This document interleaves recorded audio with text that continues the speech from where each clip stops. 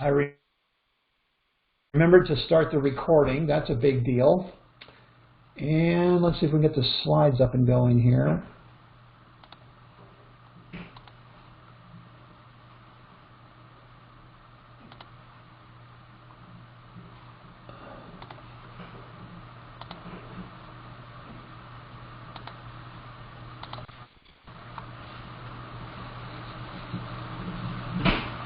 Okay, I think we're there. All right, so today's topic for our Parlor Car Chat, thanks you all for joining in today, is a motor car, or also referred to as speeders, excursion that I took with the Motor Car Operators West group, which is a multi-state on the West Coast group of speeder owners that travel around running their cars on various railroads that will let them do that. And soon after I moved to Colorado in 2017, Bill Schertle, who is deeply involved in speeders in this particular group, Motor Car Operators West, invited me to join him on what they called the Fall Colorado Colors excursion or something to that effect. And as you'll soon see in the pictures, we did enjoy a lot of fall color running around the various railroads in Colorado. So let me give you a, oh, and I should mention too, this, you see in the upper left-hand corner an online address for this, the Motor Car Operators West website. All the website addresses that we'll see or talk about, or organizations, the links to those will be on the Parlor Car page where this thing is talked about, and the recording to it will also be there too for later on. Usually it takes me several hours or most of the rest of the day to get that video up, but it'll be up there pretty soon. So, okay, let's orient ourselves in terms of the where we're going on this trip today. So here we are in Colorado. The upper right-hand corner, the mostly white box, or very light colored, is the state of Colorado. And in the red box, bottom center, is pretty much the area where we're going to be dealing with. You can see we're almost to the New Mexico border, and not on this particular map is Leadville, which is going to be our first run. It's to the north of this particular section of map. You can see the word Leadville up in the upper left-hand corner roughly, and an arrow pointing north. Leadville is up there. We're going to be centered around Alamosa for the bulk of this trip, which took a week to do, by the way. So that's what we're doing. Okay, now we're going to start in Leadville. Let me get it over there. We're going to start with the Leadville Colorado and Southern Railroad, which its location on the right, in the map on the right, you can see it's well into the mountains west of Denver and Colorado Springs. You see Colorado Springs there at the very lower right-hand corner of that far right map. It's about, I think it took about 2.5 hours to drive there from Colorado Springs. And Leadville, as you may know, like most of the towns in Colorado, particularly in the mountains, started out all about silver and gold in the 1800s. I'm going to go back to the map a second and get us oriented even further, because we won't be back to the map, I don't think. On the left-hand side, you get sort of an aerial view of the entire line that we're going to be running, which runs from Leadville down in the lower left-hand corner and follows this valley, Arkansas River Valley, all the way up and around to the climax mine, which is all of this stuff at the top. Following Highway 91, if you can kind of see there's a road there, very light colored. That's Highway 91. The railroad sort of hugs the cliff, if you sort of speak, that runs along the divide between the forested area, the dark green, and the not so forested area, light tan or light green. So it's up the hill from the highway, generally speaking, and that seems or holds true all the way up to the mine. So where we were just a minute ago was with this picture of Leadville in the mid-1800s. You can see some mining activity in the background. I think that's a hotel of some sort in the on the right in the foreground. And here we are at the Leadville Colorado and Southern Railroad, at least the way it looked in 2017. And you can see there one of the tourist trains already put together. In fact, there's some people on that first open car right behind the locomotive. It's a pretty neat run that you can take. I don't know how many times they do it a day, at least twice, I think. And they have various accommodations inside and outside and so on. We'll see some of those pictures as we go along here. This is an old locomotive from the Colorado and Southern. It sits on display there at the station, you might say, where the Leadville Colorado and Southern trips start from.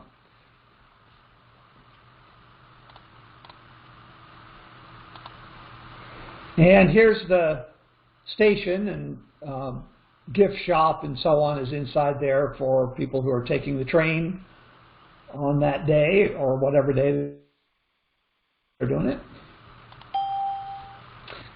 Now we start getting into the motor car operation itself, the speeders. This was by far the largest speeder actually I've ever seen, but certainly the largest one on this particular excursion. And interestingly enough, it came from the furthest distance the other way, meaning this is an East Coast guy, I think from Massachusetts, but definitely, I'm not sure if I remember Massachusetts part right, but it's definitely East Coast where they came from. And you can see the rig it took to haul that thing to the middle of the country. It was pretty impressive. Here's the old roundhouse at Colorado, or Leadville, Colorado and Southern.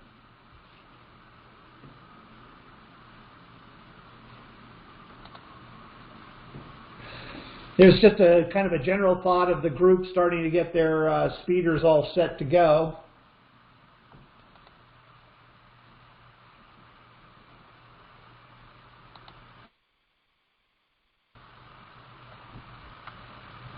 I should have mentioned that Leadville is at just over 10,000 feet elevation, so pretty high, 2 miles roughly. And we're going up to the climax mine, which is over 11,000 feet, so it's quite a little bit of a climb. Interestingly enough, on that route, or actually from Leadville even, there's a number of Colorado 14ers, what they refer to as 14ers, any mountain peak that's over 14,000 feet. There's actually several of them visible from Leadville. And at the time, when Leadville started out in the 1800s, it was the second most populous city in Colorado, behind only Denver.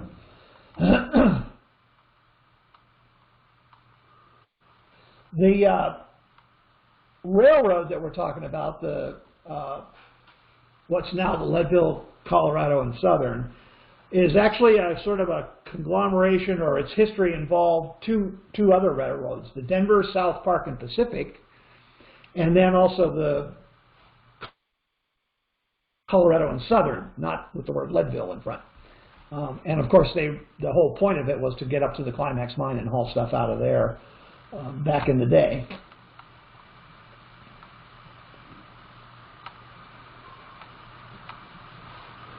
Okay, let's keep going here. Another nice shot of the speeders all lining up. It's quite an operation to do what they call the set on, set off.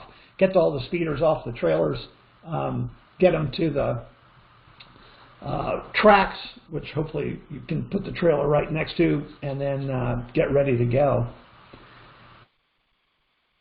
It's quite a little bit of operation. And then when everybody's ready to go and the cars are all set on the rails, before the group ever heads out, there's a safety briefing, which is a typical railroad operation. No matter what you're doing, a railroad crew will have a safety briefing. This whole group has a safety briefing. And typically, what are you going to encounter? Are there any problem spots? Do you have to walk your cars across any switches? Like today, or this day on the excursion, the speeder cars are going to be intermixed with regular train traffic on the railroad. Now, that doesn't always occur. Many times you get a day where there's nothing happening on the railroad, or you might be running on tracks that haven't been used other than occasional speeder groups or something for years, and you don't have to worry about train meets and all that sort of stuff. But on this day, we were running along with, or behind or in front, regular tourist trains. So there was it adds to the complication a little bit, and we had to make sure we were out of the way and all that good stuff. And there's just a picture of some folks heading out on their tourist train while we were getting ready to head out on the speeders.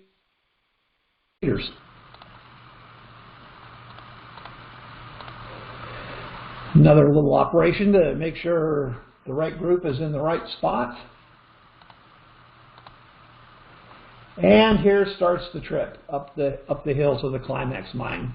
It really was as pretty as that looks, and it was like that all the time. The road that we talked about, Highway 91, is off to the left. Downhill is off to the left, and then eventually you get to the bottom where the Arkansas River is and where that highway is.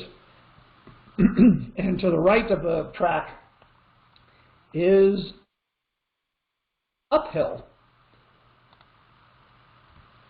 Same is true here.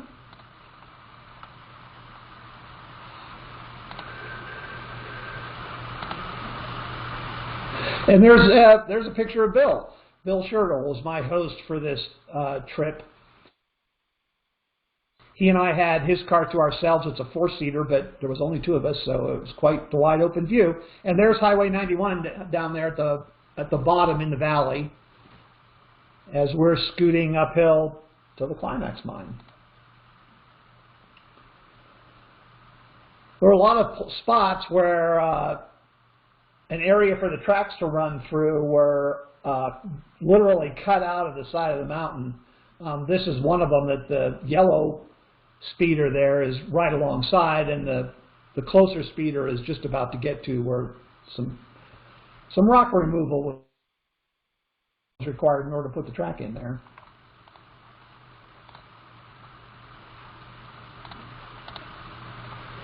And here we are. The whole group has made it now. We're pretty much at the end of the line. In fact, that far guy down there in the middle of the picture, he might actually be literally at the end of the line, which is just before the Climax mine. The Climax mine is kind of down and to the left, at least most of the buildings and infrastructure are. That peak that you see in the upper left is probably part of it too, although I'm not entirely sure about that. But we're very close. And here, is some of that structure that I was talking about of the Climax mine, which is a molybdenum mine. Try and say that real fast. The mineral was discovered here in way back when, 1879 or something like that, and discovered by someone who didn't know what it was. It was a few years later before he actually located a chemist who could identify it. And eventually, of course, people became aware of what it was worth as an industrial metal, that sort of thing. And the mine was put in place, and first production occurred in 1915. So what is that, roughly 35 years later? It only ran for about 4 years in that period, starting in 1915, and closed in 1919 when World War I ended, which was primary. The war effort was the primary user of the molybdenum product. It reopened in 1924, and at its highest output between then and 1995, when it shut down again, the Climax mine was the largest molybdenum mine in the world, and produced as much as 75% of the world's supply many of those years from 1924 to 1995. It closed again in 1995 because of low prices, low demand. And it did reopen. I think we're going to talk about that later, but while I'm thinking about it, it did reopen a few years later, like 2013, 2014, but I'm not entirely sure what's going on up there now. It may have been reopened for other things or minimal activity. I'm just not sure. Okay, here's an interesting little thing if you're not familiar with these motor cars or these speeders. This is a turntable that has come out from underneath the motor car so that it can be lifted off the rail. You can see that the wheels are off the rail and spun on that turntable so that you can turn it around and head the other direction. Now, these cars are not unlike railroad locomotives, which are perfectly happy going either direction. I think these cars are too, but it's still nice to have the seats facing forward and that sort of thing. So this is a very typical way of turning these cars, so you can go back the other direction. If you don't happen to have a turntable on your speeder, it's no problem. There's general handles that can be pulled out, and if you get a couple of 3 guys to help you do it, everybody just lifts it up, swings it around, sets it back down.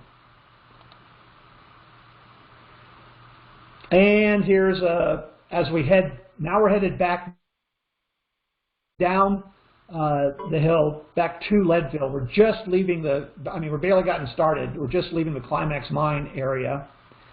And I put on the side there a picture of an interesting mineral that came out of the Climax mine area. That's a rhodochrosite crystal, the pink, on a quartz crystal, the white, on the far right of the picture. Rhodochrosite is I'm not sure if it's a Colorado mineral or not, but it's a very popular source for museum quality specimens of rhodochrosite. We didn't happen to see any while we were up there, but that's okay.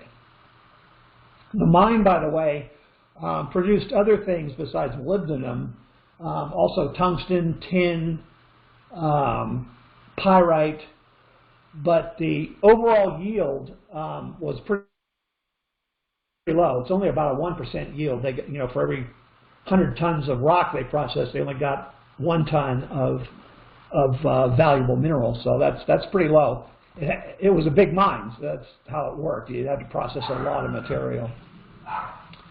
This was right along the tracks from that scene we just saw. If you look down to the right from any of those cars, you would have seen this, which is the headwaters of the Arkansas River. Now, it may not be exact spot. I mean, there might be more uphill from here that I didn't happen to spot, but we are there. And here we go down the hill.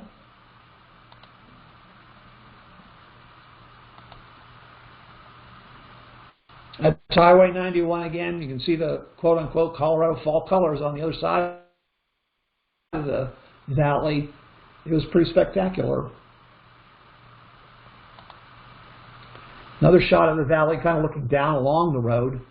You can see the river starting in the lower right, following the valley down as well. There's a little bit more of it. It gets harder to see as you go around the point here.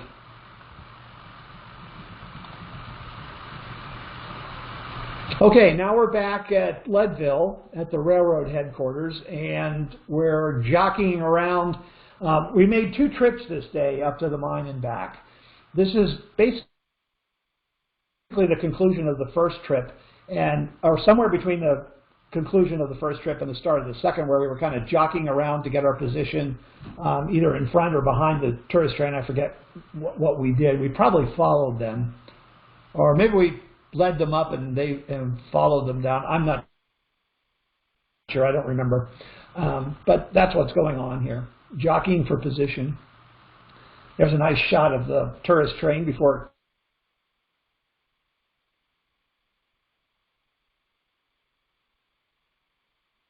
turning their car on a turntable. There is a turntable under there, but you can also see the handles that I was talking about are these red things right in front of this guy.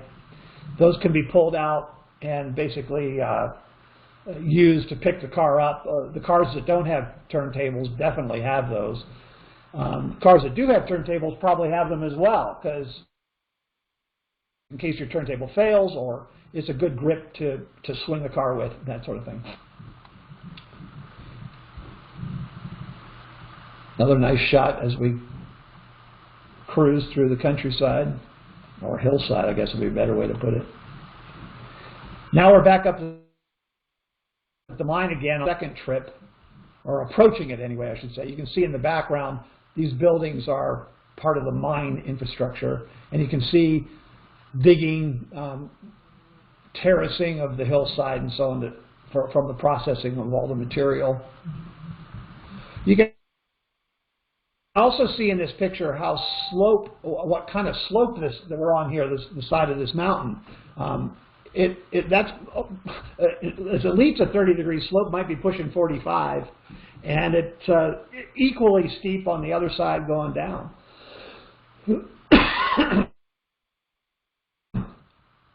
There's the other side going down.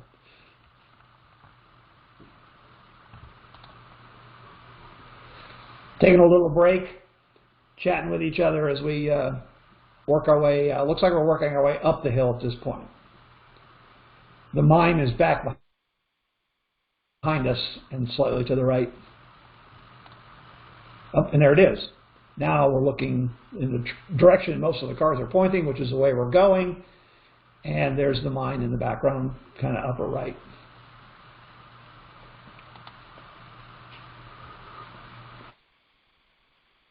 And now I think we're pretty much back up at the end of the line, right at the mine. This area down in here is where you saw that picture of the headwaters of the Arkansas River. It's down in here somewhere. Gorgeous countryside. And there's the end of the line. This stop, railroad stop, is literally the end of the line. That's as close as you can get to the climax mine on this railroad.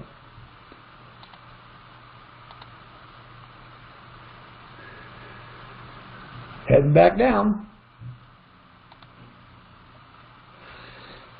About halfway along the railroad, I think, as best I recall, there's a stop that the tourist train makes, and it's got a water tower, as you can see there, easy steps for access on and off the cars, some displays. You can see a firebox, it looks like, for a steam locomotive here, and over here a mining cart. I think there's a close-up picture of the mining cart. Information about the railroad. It's a pretty popular trip. There were plenty of people on board the day we were there.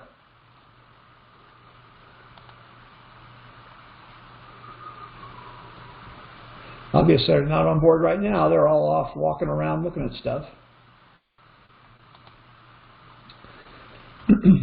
There's some good shots of the speeders. Once the train left, the speeders pulled up to the spot, and we took our time taking pictures and enjoying the same thing that the tourist folks had just looked at.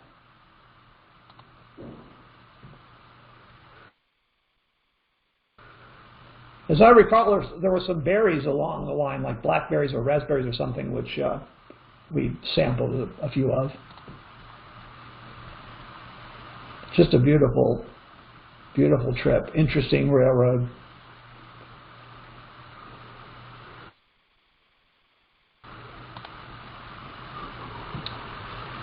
I think this is the picture I used on the listing on the Parlor Car Chats page for this talk.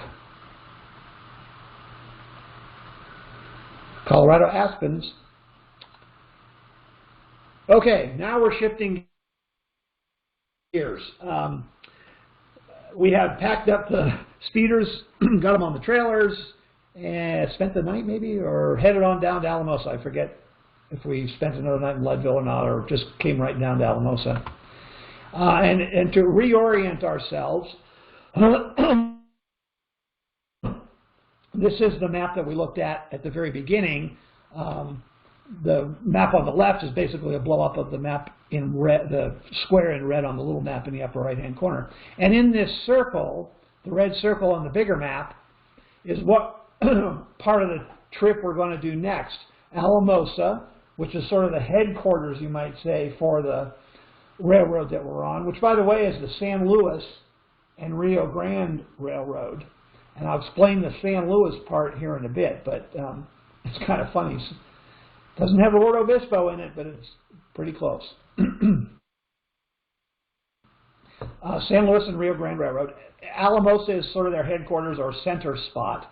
And on this first leg of traveling on the SL&RG, we're going to head down to Antonito, which is in the lower part of that red circle, home of, or one of the terminus points for the Cumbres and Toltec steam tourist train. So let's go on with that. This is a closer up of that same red circle, basically from Alamosa down to Antonito, not San Antonito. And in that red circle too, this would be a good spot to point it out. That area is basically San Luis Valley, they call it. So it's surrounded by mountains pretty much, and the river runs through it, quote unquote, top to bottom, I think, and it goes on into New Mexico. That little white dashed line at the bottom is New Mexico, and this is the San Luis Valley. I always thought that was kind of interesting, that very much like San Luis Obispo, and not unlike San Luis Obispo, there are sand dunes here. In this valley. This is just north and east of Alamosa, our headquarters, you might say, for this portion of the trip. This is called the Great Sand Dunes National Park and Preserve. And interestingly enough, we had enough rain, I don't know if it was this spring or the spring last year, but enough rain fell here that people were actually surfing on these sand dunes. The water was running through and coming out at the bottom, and you could actually surf across, not necessarily surfboards with rudders and stuff sticking down, but if you had a flat board or like an inner tube, I guess you could. Here's the picture was taken from the spot where the speeders were setting on. and kind of getting our bearings and looking at stuff. The train that we're looking at is the Rio Grande Scenic Railroad, which is a subsidiary of the San Luis and Rio Grande Railroad. And they run a tourist train from Alamosa east to La Vida and back over the La Vida Pass, which we'll talk about later. We'll do that too, or at least we'll get it started today. So here's the set on and organizational stuff, getting the speeders ready to go on our first trip out of Alamosa on the San Luis and Rio Grande down to Antonito. There's that same Alamosa hotel / train station, whatever, I forget exactly what that is there. I think it's now a visitor center, chamber of commerce thing. And maybe the headquarters for the railroad too. There's that big speeder I mentioned back when. I think it seats 6 or 8, at least 8 people actually. It's big. There's a lot of stuff, railroad stuff at Alamosa on the San Luis Rio Grande. They've got old cars in various conditions. I'm not sure quite what they'll do with eventually. There's the Alamosa Water Tower just down the tracks a little bit. There's the plaque on the building where we saw that Alamosa sign, the Denver and Rio Grande Railroad Depot, built in 1908. And inside, this was cool. This is just a slice off the back end of a Denver and Rio Grande boxcar, apparently, that's mounted on the wall inside the visitor center. That's a neat display, I thought. And now we're on the line heading down to Antonito. Through that bridge, we're looking to the south, generally speaking. And we're out in the middle of the valley, so this is not quite as picturesque a trip as when you're up in the mountains. It's pretty flat, a lot of farmland, and we'll see a few pictures of what I thought was interesting things along the way. But like I said, it's kind of flat. And we finally get to Antonito, the home of the Cumbres and Toltec steam tourist train. And by the way, I will probably do one of these chats solely on the Cumbres and Toltec Railroad. I've taken 2 trips on it so far. I've been in Colorado a few years. And one of them, I took one of the grandkids, Mateo, with me. And they have an annual special that they run. It's a geology train. And we take literally all day just to get down to Chama, which is the other end point of this railroad. No time to come back. They just bus us back because we wouldn't have time to do that. Spend all day on the railroad going down there, stopping at various spots where there are geologic points of interest. And it was fascinating. So if watch that on the schedule, we'll share a train ride on the Cumbres and Toltec as well as the geologic interest along the railroad between here and Chama, New Mexico.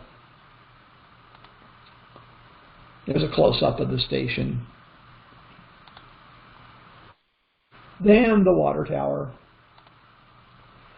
And we managed to get down there in time. That was part of the plan. We left Alamosa early enough that we would be in Antonito for the first departure of the day from there.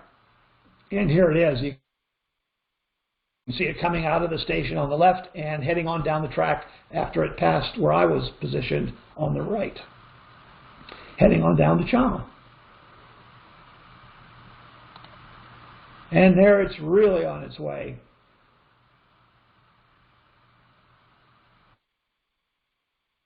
It was a kind of an impressive sight, and I'm sorry there's no sound here, but the sound was pretty. There was a bunch of us from the speeder group standing on top of a pile of something. I don't remember if it was dirt or coal or what, but it was probably got us up. It got us up higher than the train itself. Maybe 1.5 times the height of the train, maybe 2 times. a great vantage point. It went right by us. That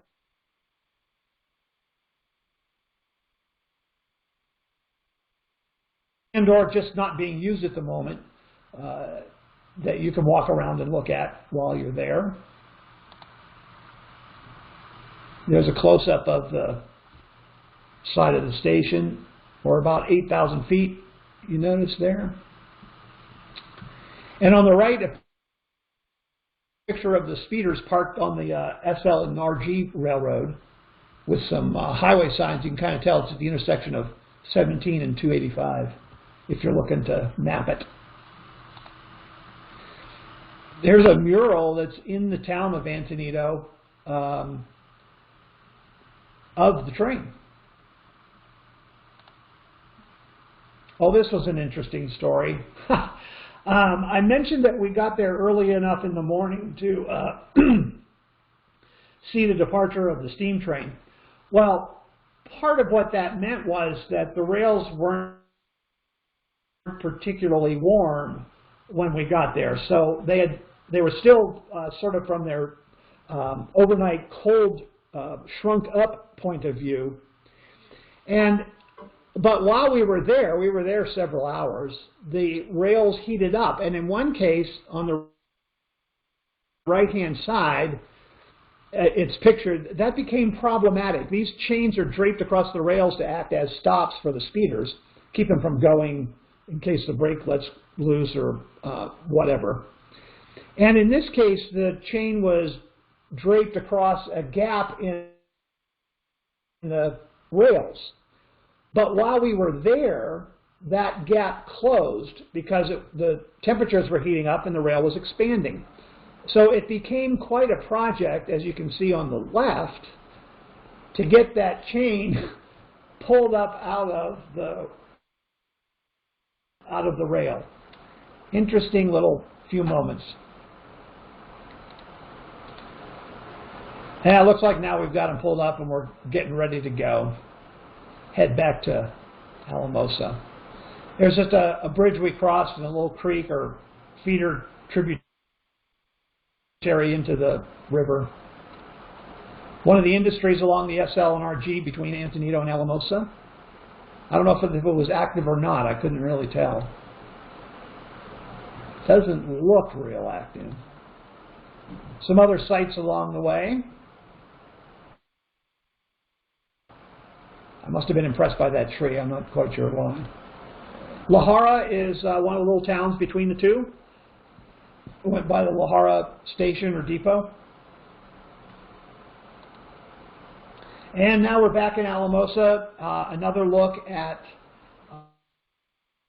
some of the equipment that is there awaiting restoration or who knows what, as well as some storage freight cars, and I'm not sure what all was going on there, but it's quite a yard in Alamosa, and there's a lot there. I mentioned that oftentimes the speeder groups are running on live railroads, and that was certainly the case today too with the San Luis and Rio Grande. It's both the freight railroad and that scenic tourist train railroad. So we did interact with train movement going and coming from Alamosa. Once we got headed down to Antonito, there wasn't any activity down there that day, but there was up in Alamosa. It's their headquarters, so it makes sense. No matter which way trains are going, they're going to be coming or going from Alamosa. The SL&RG was a railroad formed in 2003, and it's got about 154 miles of what was Denver and Rio Grande Western track originally. Alamosa is the center. The railroad goes east to Walsenburg, which is up over the La Vida Pass through La Vida, the city or town, and on to Walsenburg as an endpoint. It also goes west from Alamosa to South Fork, and it goes south from Alamosa to Antonito, which is what we just did, the trip we just made. At one point from Alamosa, if you go west, you eventually come to a town called Monte Vista on the way to South Fork. And at that point in Monte Vista, the San Luis and Rio Grande connects with the San Luis Central, which goes on up to a city called Central in Colorado. And we'll do that on our next, in a couple of weeks. We're not going to get that far today. And here's another picture of the speeders. I'm not sure who's waiting for who here, but we were definitely doing some train meet movement type stuff at this point. Stay clear of each other. The SL&RG, well, is not in good shape as best I can tell. I think they're in bankruptcy court or bankruptcy of some sort. And I was not able to find what I would have called the most recent update. I don't know really where that stands, which is too bad if they can't hold on here. They're the only railroad in this valley other than a little stretch of San Luis Central. Okay, now we're going to head up to La Vida. We're going to do what's in the red circle here from Alamosa, and we're going to go east to La Vida, up over the La Vida Pass. And if this map wasn't in the way, Walsenburg, which I mentioned earlier, would be off here to the east. So here we are, all set to go, and headed out east now from Alamosa towards La Vida Pass and the town of La Vida. Oh, this is a good picture of how these things get transported around, typically on trailers. And those trailers are such that they tilt up or tilt down at the back end to roll the trailers off and onto the ground, or ideally right onto the rails if that's can be jockeyed into position. There's some more of the equipment that is in Alamosa. There's another shot on the right of the depot building. And now we're on our way. We're outside of Alamosa proper. The car is heading towards the camera, which is east, between a couple of sidings full of freight cars. And we're actually positioning ourselves here for another meet with a full-size train, where you can see where the speeders are pulling off to a siding there, along with all those freight cars. Because coming from La Vida direction is this freight train.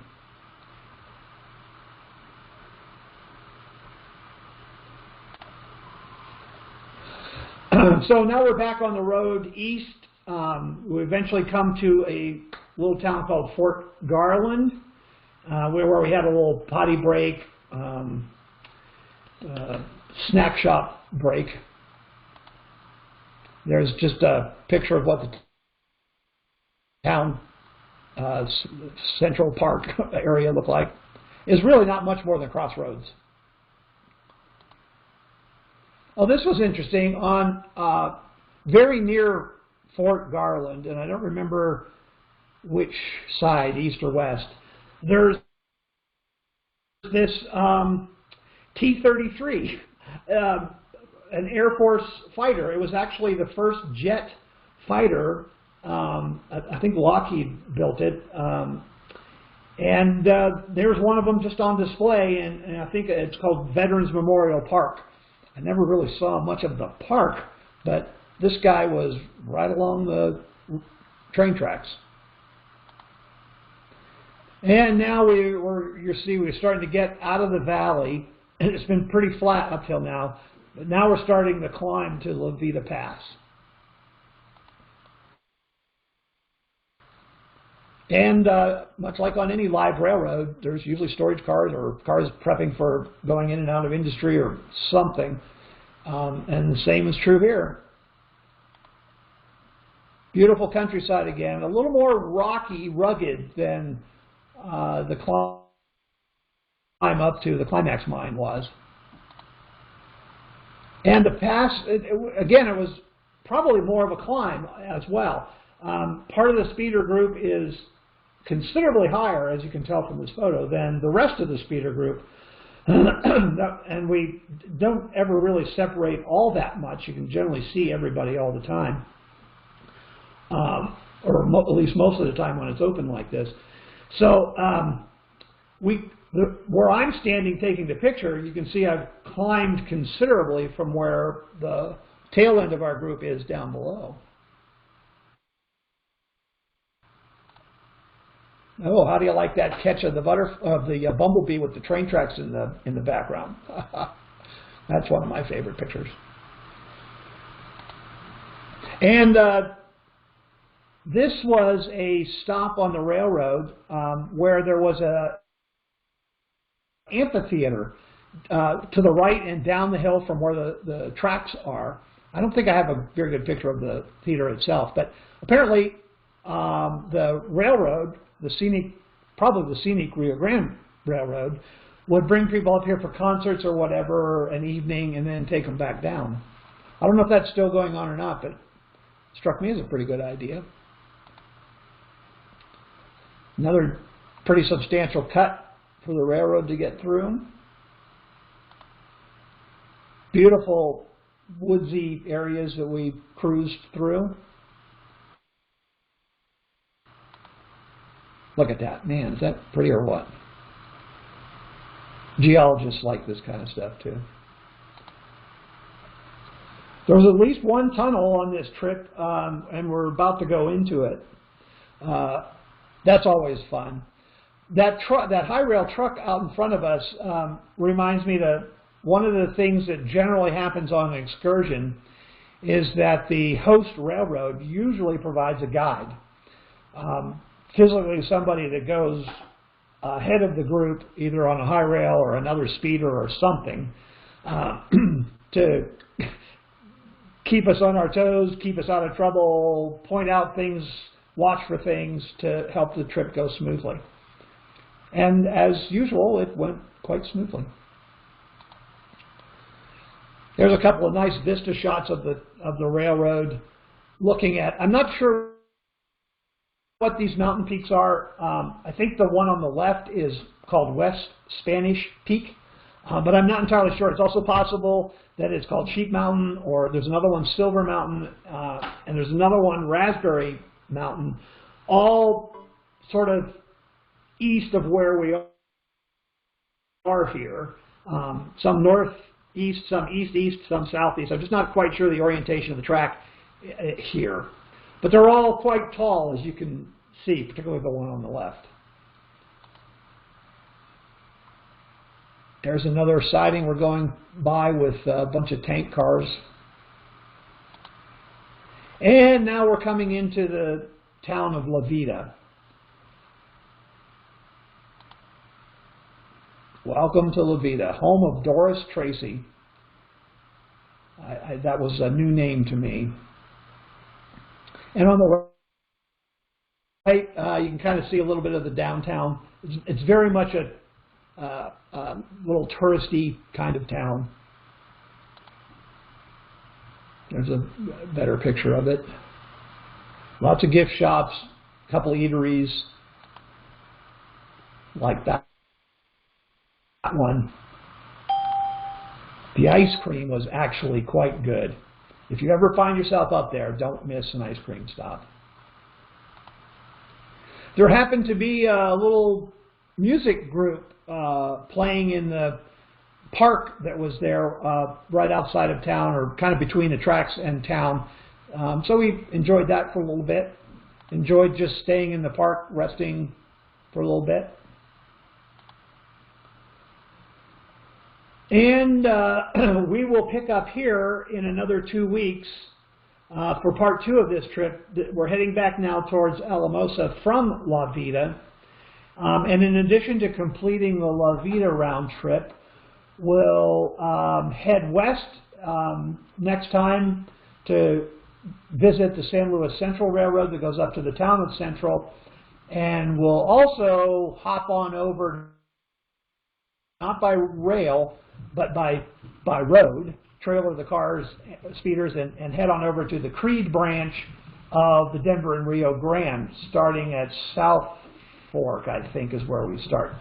So that we will do in 2 weeks, part 2 of this Colorado Fall Color trip.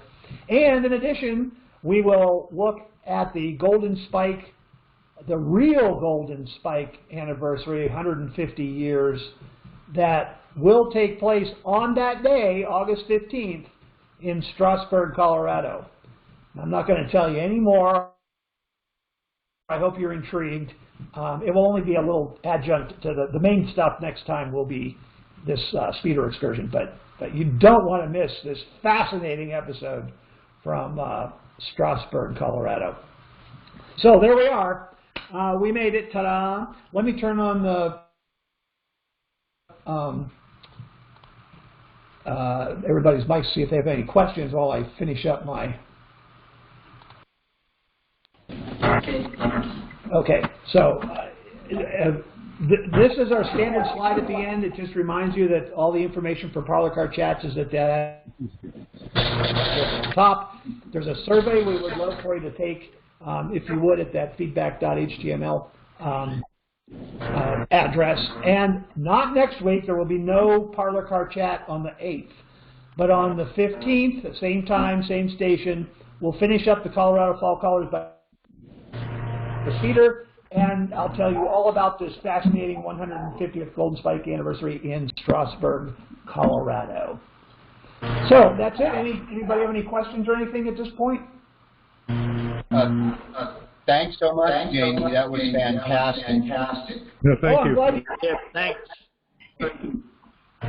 You betcha. See you next time. Okay. Anything else? Okay, I think we will call it quits then. Thanks everybody for joining. See you in 2 weeks.